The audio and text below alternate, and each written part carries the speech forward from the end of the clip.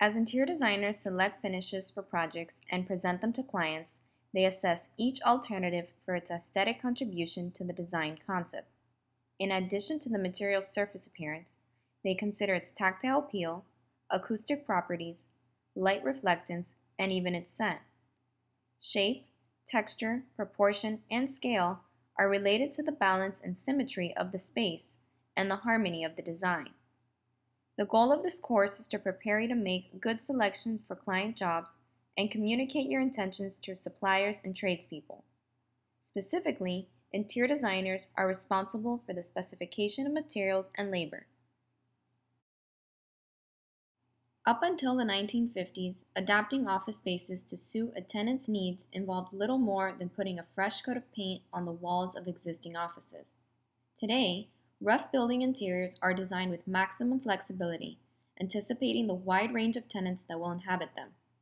Each space is then adapted or built out to suit its tenants. The separation of base building and infill can be traced through a series of technological and economic events. As the economy developed, technology and the interior design profession responded with solutions.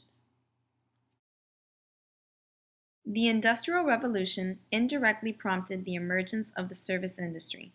By the late 1840s, less than a quarter of the world's population was dependent on agriculture as a means of living. The service sector, law offices, accounting, banking, and the like, grew in proportion to growing businesses. At that time, offices were integrated with people's homes. Offices were on the lower level and the residents above. But by 1860, the Sunfire Insurance Company opened an office in London that had been designed specifically to support the work of its 80-person staff. However, it was the introduction of a steel frame office building 25 years later that launched the first great step in the development of commercial interiors. The home insurance building was built with a lightweight steel frame. Designed by William Lee Baron Jenney, this 10-story building was built in Chicago between 1883 and 1885. The new skeletal framing system offered several advantages. The brick curtain wall exterior and fire-resistant steel structure responded to increasing national concern for the prevention of fires in dense urban areas. A fire had recently destroyed the city of Chicago in 1871. The steel structure also offered unprecedented flexibility in interior space.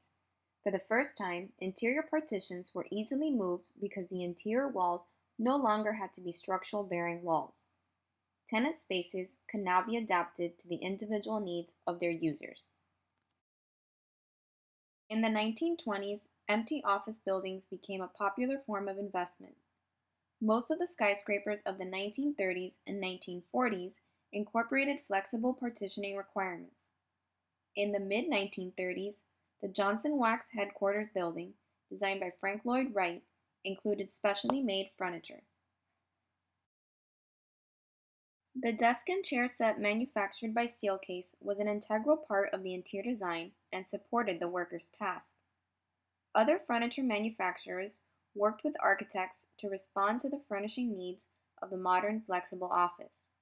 Many of these early furniture systems had important features that were not apparent to the casual observer, including a three-legged chair on casters and multi-level work surfaces to support technology.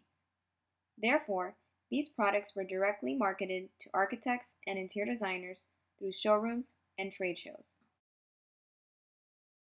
Designer showrooms as we know them today, open only to the trade, were well established by the 1940s. The Merchandise Mart, completed in 1931, catered exclusively to the wholesale trade. It was the largest building in the world at the time of its completion. Today, the Mart continues to hold the NeoCon trade show annually. The practice of commercial interior design is an expertise. It reflects the increasingly complex synthesis of construction and furnishings, of base building and tenant space. With the decline in new construction and the dwindling availability of prime urban real estate, tenant work will continue to be a primary focus for interior designers.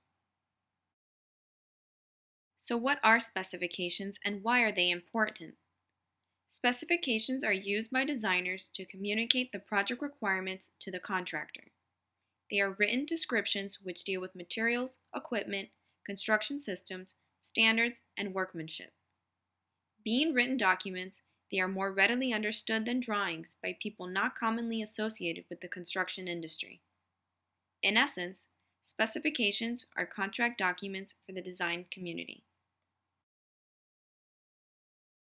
The contract documents must describe the proposed construction or furniture, fixtures, and equipment installation. They include the written specifications and the graphic drawings, which communicate the design of the project. There are two sets of contract documents that a designer must prepare for a complete commercial interiors project: the construction contract documents and the furniture, fixtures, and equipment contract documents. For now, we will be discussing specifications in more details. There are four basic types of specifications: proprietary, descriptive, performance, and reference standard. Most specifications incorporate features of more than one of these types. Descriptive open specifications detail the requirements for material properties and workmanship. For open specs, the manufacturers and products are not named. They can be the most difficult to write, for every aspect of the topic must be considered, and any widely available material can be located at its lowest price. For example, an acoustical ceiling tile would be specified by describing the tile material, pattern, finish, color, edge detail, thickness, and size, and not by naming its brand.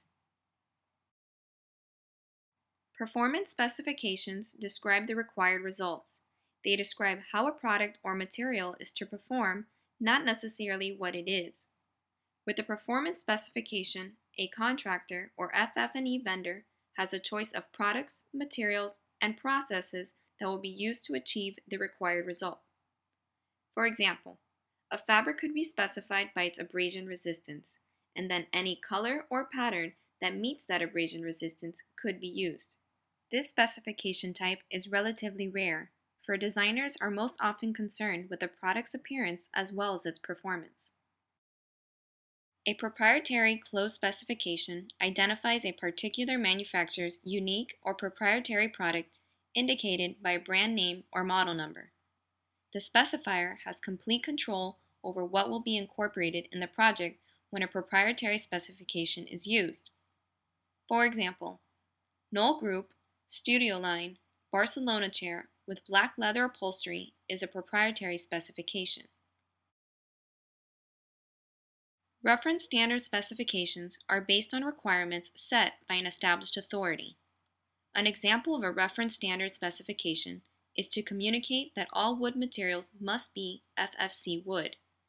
FFC is the Forest Stewardship Council, a nonprofit organization that promotes responsible forestry throughout the world.